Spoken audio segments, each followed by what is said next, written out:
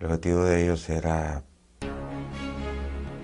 desestabilizar Venezuela, no permitiendo que el señor presidente Chávez de Venezuela llegara nuevamente a la presidencia. La mezcla de razones por las cuales agreden y atacan cada más a Venezuela. Incluso para Venezuela, habiendo fusiles.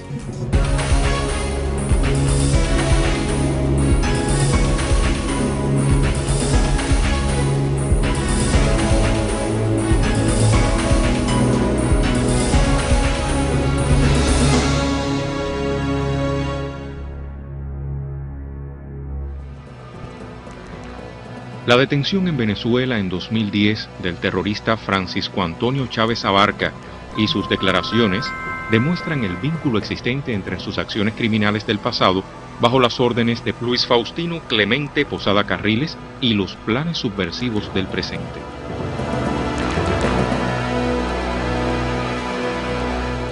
Llego a Manquetía, agarro mi pasaporte. No tenía el sello de salida de Guatemala.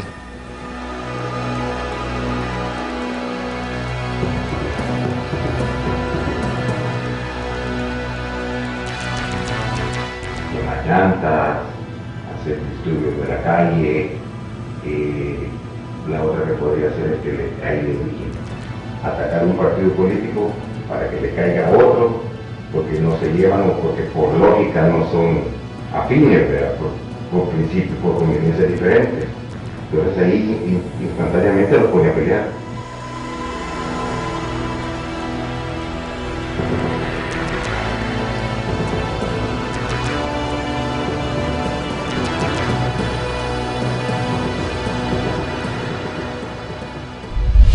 Cómo llegué a Manquetía,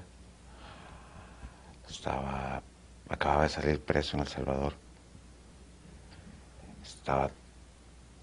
No sé cómo le dicen ustedes los cubanos, nosotros le decimos estaba quebrado de plata, acababa de pasar 2 años, debía hasta el modo de andar. Solo te voy a decir una cosa. En ese momento me dicen que había un plan para Venezuela. Lo primero que digo yo, si se puede lo hago, si no, no. ¿Por qué viene usted a Venezuela? Señor, porque estábamos listos para poder hacer ciertas acciones de conspiración. ¿Cómo llegó usted aquí a Venezuela? ¿Cómo logró ingresar? De manera fraudulenta, con un pasaporte falso. Diferentes medios informativos confirmaban el 13 de julio de 2010 la aparición de otra ficha del rompecabezas conspirativo contra Venezuela y la región en general, la captura del venezolano Alejandro Peña Esclusa. Fue detenido el ciudadano venezolano Alejandro Peña Esclusa, quien está vinculado a partir de la información aportada por el terrorista Francisco Chávez Abarca a planes orientados y planificados para cometer hechos criminales en territorio nacional. Haciéndole seguimiento a informaciones aportadas por el terrorista Francisco Antonio Chávez Abarca, quien ha hecho una serie de señalamientos, pues estamos dando comienzo a esa serie de trabajos que vamos a realizar a partir pues de esa delación o confesión que nos aportó este terrorista. Hay material, evidencias que presuntamente sean de naturaleza explosiva, más de 100 cápsulas, se presumen también son cápsulas presuntamente detonantes, unas de calor, otras eléctricas. Y eso está pasando ahora con lo que sucede por toda América Latina. La mezcla de razones por las cuales agreden y atacan cada más a Venezuela. Obviamente, número 1, por el petróleo. Número 2, por lo que significa la integración latinoamericana. La pérdida del patio trasero de Estados Unidos, de su dominio en esta región. Y lo otro es la ideología. Que ellos ya decían que, bueno, ningún otro modelo es capaz de realmente beneficiar a la humanidad. El Congreso de Estados Unidos sirvió de cómodo escenario a los representantes de la extrema derecha norteamericana que propició el reforzamiento del bloqueo hacia Cuba y dio alas a la actividad terrorista de los intereses anticubanos. Robert Menéndez, congresista de New Jersey.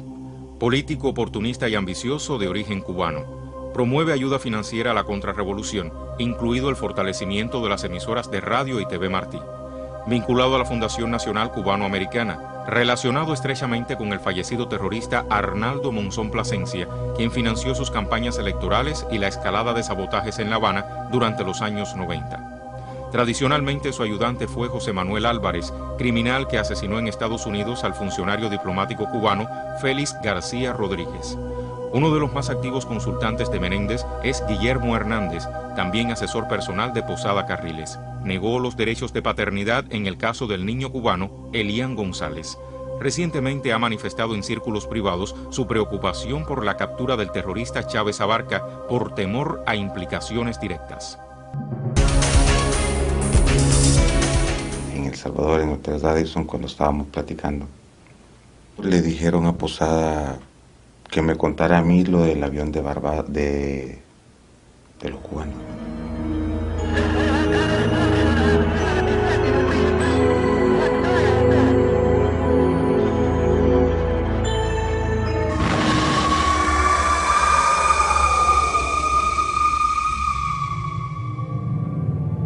Cuando yo salgo del juicio, de ese juicio militar que está allí, había un comunista periodista allí, me dice: oye, doctor, a usted se le acusa de ser el autor intelectual de la voladura de este avión. Okay. Entonces me dice: Castro tiene 150 aviones, entre los MiG y esos dos que tenía, y otros por acá. Sí. Entonces, usted lo volaría mañana a los 150. Okay. Y yo le dije: mire, no, yo no lo volaría. Usted sabe, entonces, ¿qué creyó ese hombre? Que yo me estaba cobardando y que yo estaba, pudiéramos decir, teniendo miedo. Sí. Y le dije, y dice Mel, ¿y por qué usted no lo volaría mañana, doctor? Y le di una mala palabra que no se puede decir aquí. Y dije, porque lo hubiera volado ayer, chico. Orlando Bosch Ávila, terrorista internacional. Apoyó a bandidos alzados en las montañas del Escambray hasta 1960, que abandona Cuba para emigrar a Estados Unidos, donde fue reclutado por la Agencia Central de Inteligencia, CIA. Colocó cerca de 50 bombas en dependencias cubanas en territorio norteamericano. Fundó varias organizaciones subversivas como Poder Cubano y la Coordinadora de Organizaciones Revolucionarias Unidas, CORU. Es autor intelectual, junto a Posada Carriles, de la voladura del avión de Barbados, ejecutada por los venezolanos Hernán Ricardo y Freddy Lugo.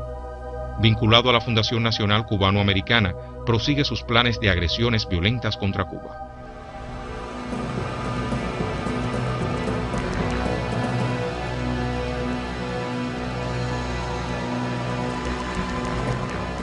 Posada me empezó a decir que era un avión, que había salido de Venezuela. Entonces él hablando dice que sí, que él en Venezuela había puesto ese avión y que lo había derribado.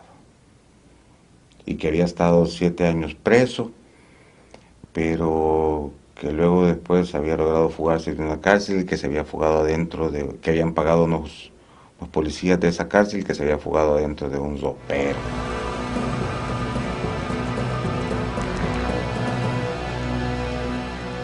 Posada me pide también que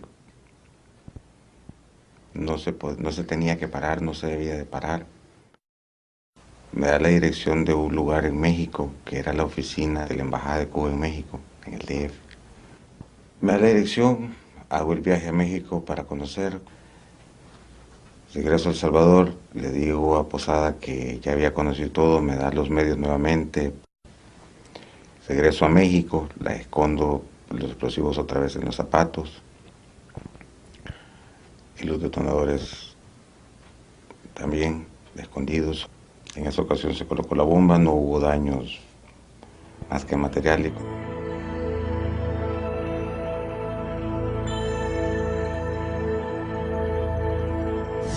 Estaba en El Salvador. Cuando me llama Posada que estaba en Guatemala, que me fuera para Guatemala. El plan de atentado a Guatemala era lo que ellos me habían explicado. Tenían a los 2 francotiradores y a un entrenador, todos cubanos. Y se habían hospedado en el Hotel Crown Plaza y se iban a poner en la azotea del hotel. Entonces ahí se iban a colocar para hacer el atentado.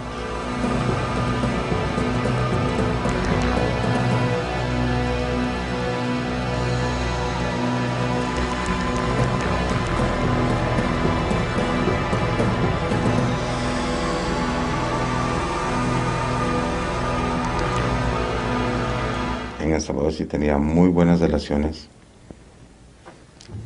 desde presidentes como Calderón Sol, Cristiani, que eran de Arena, que es el partido de derecha de El Salvador, Francisco Flores, Rodrigo Ávila, que fue director de la policía 2 veces, que con ellos se reunía, era amigo de ellos, asiduo de ellos. Todos visitaban a gente de la fundación en Miami, en Estados Unidos, en Florida.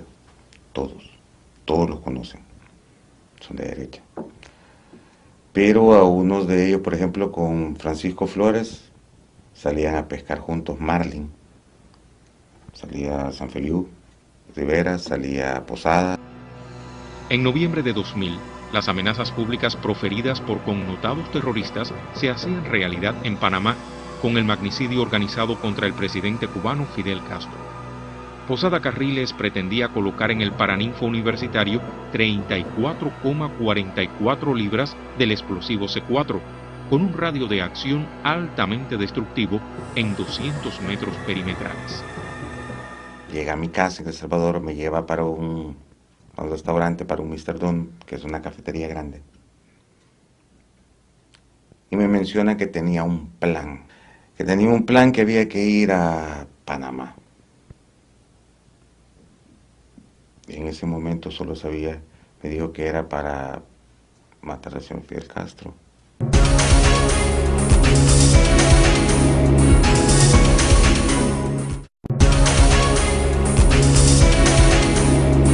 El jefe de esos elementos, a quien los líderes de la Fundación Cubano-Americana encargaron la misión, es el tristemente célebre Luis Posada Carriles.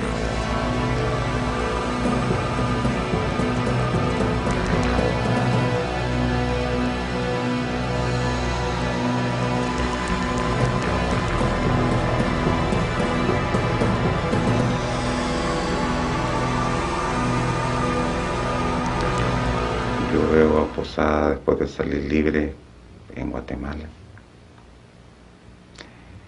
en un restaurante que se llama The Fatality, carretera Salvador, en Majada, Pradera, Majada, Concepción. Y es ahí donde me cuentan de que le habían pagado a la presidenta de Panamá, Moscoso. Le han dado casa, parece que un yate o un helicóptero, dinero, como $1 millón. Embajador, buenos días. Es la presidenta para informarle que ya los 4 cubanos fueron indultados en la noche de ayer y que ya salieron del país. 3 van rumbo hacia Miami y el otro pues un rumbo desconocido. Hasta luego, un abrazo. Ellos salieron de Panamá para Miami, Posada se quedó en Guatemala y el dinero había llegado en el mismo avión privado que los había ido a traer a ellos a Panamá.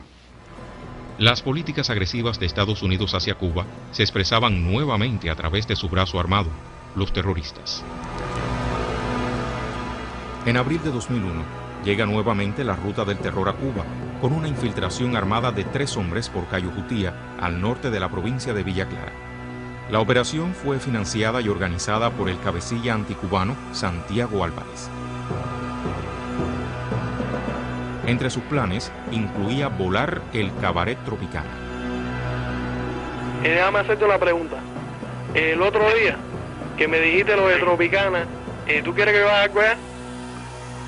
Si quieren hacer eso mejor, a mí me da lo mismo. Ahí se entra por una ventana con un par de laticos y se acaba aquello. Y es menos riesgoso.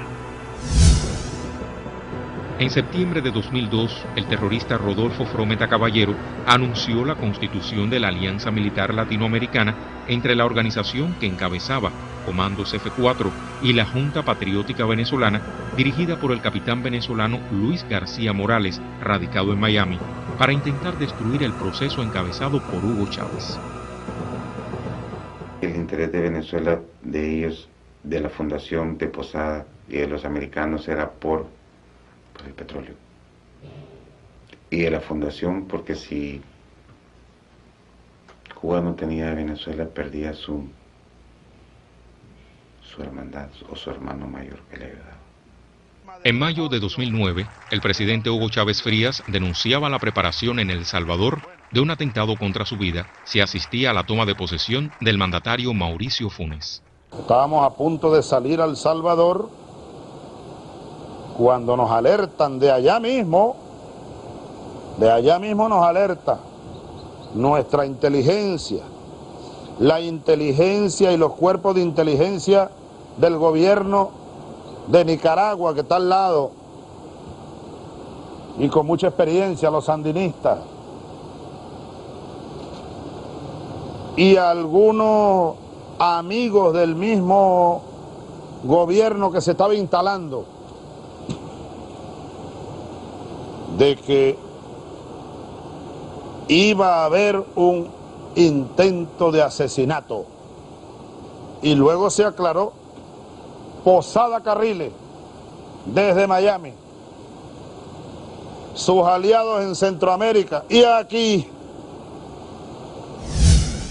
Como posibilidad, por los 2 fusiles base, pudiese ser la posibilidad de un atentado con el señor presidente Chávez. Cosas como esas, también de los atentados que se le hacían a los buques petroleros que iban Venezuela, La Habana, Cuba, para hundirlos o para impedir que llegaran, colocándole cargas explosivas. Y la otra también podía ser contra un candidato opositor para que la culpa le cayera al señor presidente Chávez.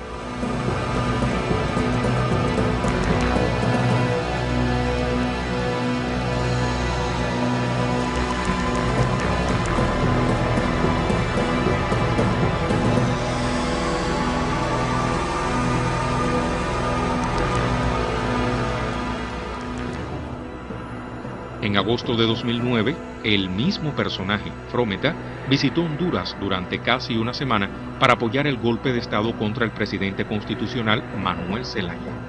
La prensa hondureña se hacía eco del acontecimiento.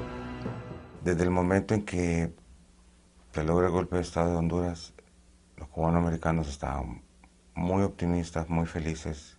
Entra Porfirio Lobo, entra primero Micheletti, después Porfirio Lobo ya en las elecciones, aproximadamente 6 meses después, y eso ellos los tenía emocionados y contentos, y quería que así fueran en Guatemala, en El Salvador, Bolivia. Ya tenían en Centroamérica 3 países: Panamá, Costa Rica y ahora Honduras, de derecha. Honduras fue no un experimento, yo creo que para Honduras ya era, empezó como un experimento, terminó como un éxito para ellos, y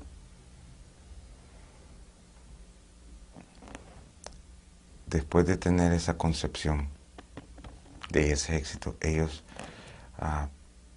andaban buscando cómo seguir en Centroamérica cambiando ese tipo de gobierno de izquierda. Y estaban en Guatemala, pensando en Guatemala, porque era el país que hasta los mismos periódicos de Guatemala decían de que tenía las condiciones necesarias para un golpe de Estado.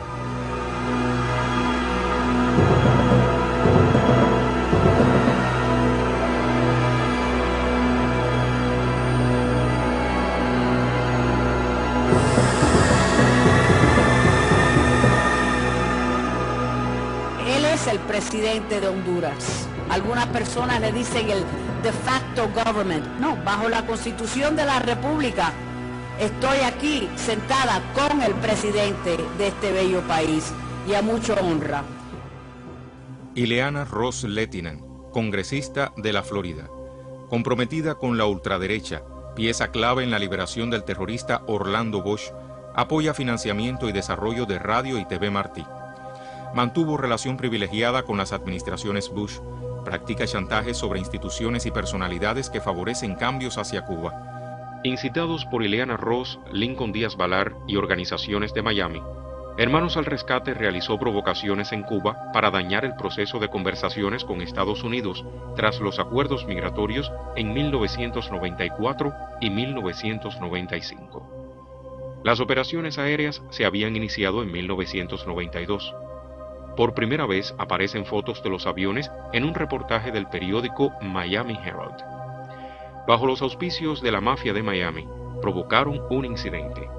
En 20 meses se realizaron 25 violaciones del espacio aéreo cubano, incluido el de Ciudad de La Habana. Lanzaron distintas propagandas hasta concluir en los sucesos del 24 de febrero de 1996 y el derribo de las avionetas. Esta provocación enrareció las relaciones cubano-estadounidenses. Estimuló la aprobación de la ley Helms-Burton, cuyo contenido impide soluciones de cara al futuro entre ambos países. La ley codifica todas las medidas que han dado lugar al bloqueo económico, comercial y financiero norteamericano. En 2008 promovió el indulto al terrorista Eduardo Arocena, autor intelectual del asesinato en Nueva York del diplomático cubano Félix García Rodríguez. Activa recaudadora de fondos para pagar a los abogados defensores de Posada Carriles. Solicitó la inclusión de Venezuela en la lista de países terroristas. Con Lincoln y Mario Díaz Balar, viajó a Honduras a respaldar a Micheletti y el golpe de Estado. América Latina guarda un largo historial de acciones violentas organizadas y financiadas desde el norte. Las injerencias de hoy recuerdan la ejecución del conocido Plan Cóndor a partir de la década del 70. Como entonces, las pretensiones se disfrazan a través de diversas formas. De igual manera, de hace muchos años, el imperialismo así no se trata solamente de la Casa Blanca y Washington y el Pentágono. No, el imperialismo es un conjunto de corporaciones multinacionales, instituciones financieras, grandes bancos, corporaciones mediáticas, el complejo militar industrial. O sea, no es solamente Estados Unidos.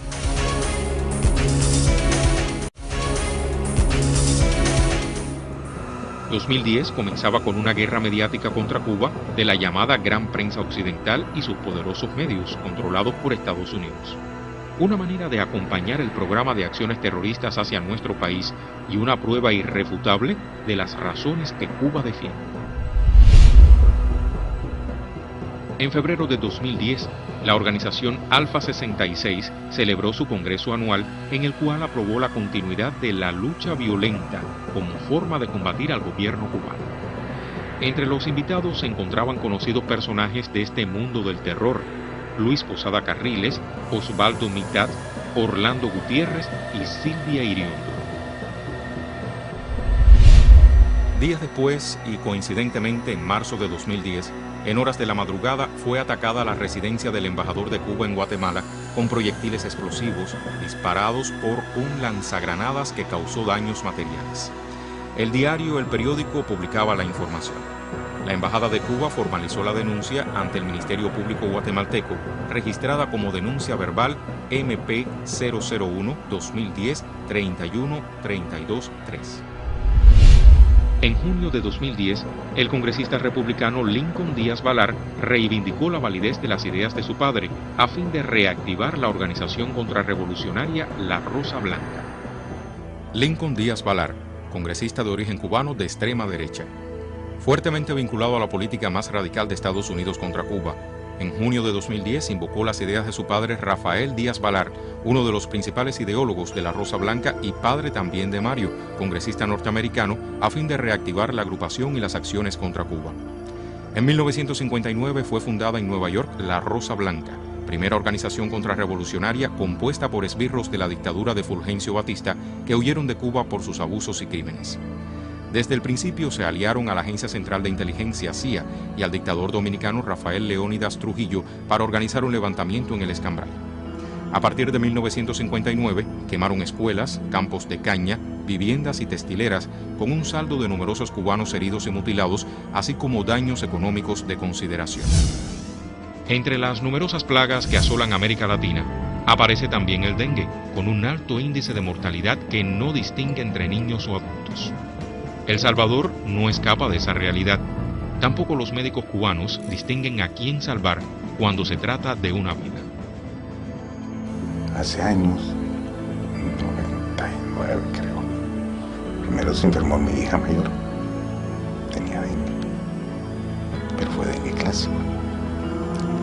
Pero de ahí se enfermó la chiquita, y ese se fue mosaico. En ese momento llego a la casa y hablo con mi señora y le digo, mira, vámonos para el Nacional.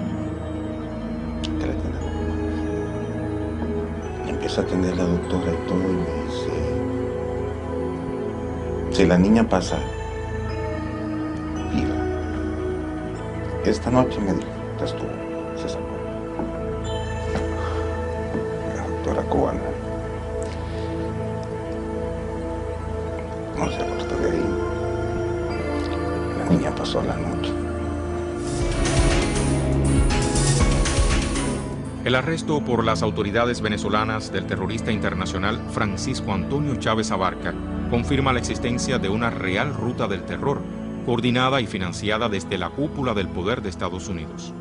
Sus diversos mecanismos continúan proyectándose hoy con la misma fuerza de siempre hacia países latinoamericanos con políticas ajenas a los intereses imperiales. El objetivo de ellos era desestabilizar Venezuela, logrando o no permitiendo que el señor presidente Chávez de Venezuela llegara nuevamente a la presidencia o se mantuviera en la presidencia.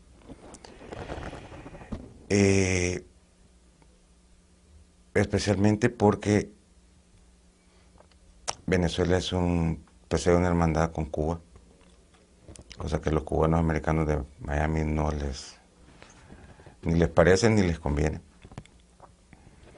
Y esa situación los volvía para ellos indeseables, incluso para Venezuela, habiendo fusiles, 2 Bazet 50, preferidos por la Fundación Cubano-Americana. En agosto de 2010, Washington incluyó a Cuba en la lista de países terroristas que cada año publica el Departamento de Estado. Una vez más, han resultado infructuosos los esfuerzos del gobierno cubano por lograr la colaboración en materia de lucha contra el terrorismo. 2010 se proyecta sin síntomas de cambios. En muestra evidente de su voluntad de que el terrorismo sea eliminado, el gobierno de Cuba guarda en sus archivos una amplia y fundamentada documentación de las comunicaciones entregadas a Washington. Se trata de alertas sobre acciones de elementos terroristas en su propio territorio, así como proposiciones encaminadas a la lucha contra ese flagelo de la humanidad. El actual mandatario norteamericano carga el lastre de administraciones anteriores, donde servicios especiales, funcionarios corruptos, connotadas personalidades e instituciones mercenarias se alinearon a los intereses de grupos terroristas anticubanos. Muchas verdades ocultas deberán salir a la luz si se impone la voluntad de hacer justicia en casos como el de Posada Carriles y otros similares que continúan libremente su vida en Estados Unidos. Cada prueba terrorista presentada por Cuba justifica los sacrificios y riesgos a los que se expusieron nuestros 5 héroes, aún presos en cárceles del imperio, por proteger a la humanidad del odio y la muerte. Ninguno de los problemas del mundo y el del terrorismo no se pueden resolver por la fuerza. Se resuelve poniendo fin, entre otras cosas, al terrorismo de Estado. Búsquese la paz en todas partes para proteger a todos los pueblos contra esa plaga del terrorismo.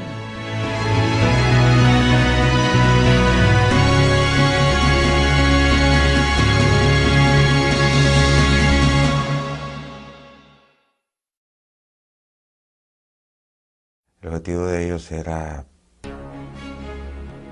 desestabilizar Venezuela, no permitiendo que el señor presidente Chávez de Venezuela llegara nuevamente a la presidencia. La mezcla de razones por las cuales agreden y atacan cada más a Venezuela.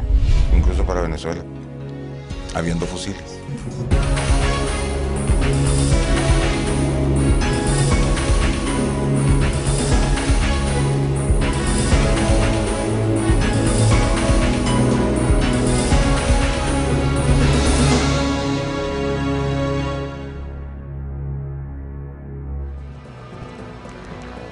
La detención en Venezuela en 2010 del terrorista Francisco Antonio Chávez Abarca. Peña Esclusa, quien está vinculado a partir de la información aportada por el terrorista Francisco Chávez Abarca, a planes orientados y planificados para cometer hechos criminales en territorio nacional. Haciéndole seguimiento a informaciones aportadas por el terrorista Francisco Antonio Chávez Abarca, quien ha hecho una serie de señalamientos, pues estamos dando comienzo a esa serie de trabajos que vamos a realizar a partir pues de esa delación o confesión que nos aportó este terrorista. Hay material, evidencias que presuntamente... Porque no se llevan, porque por lógica no son afines, ¿verdad? Por principio, por conveniencias diferentes. Entonces ahí instantáneamente los pone a pelear.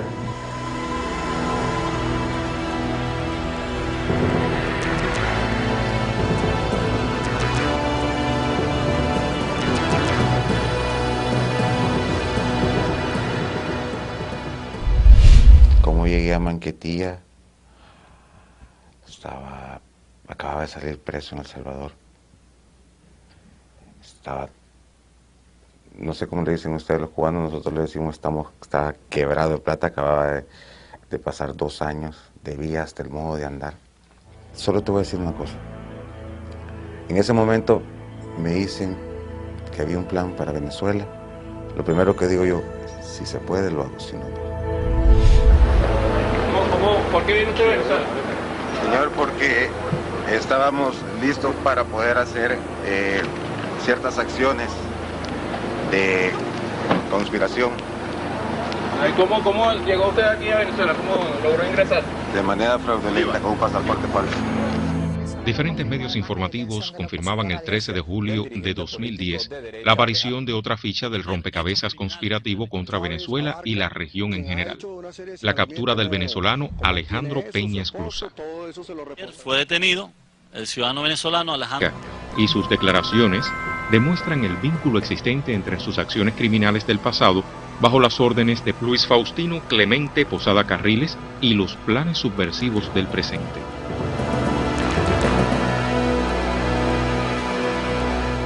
Llego a Manquetía, agarro mi pasaporte. No tenía el sello de salida de Guatemala.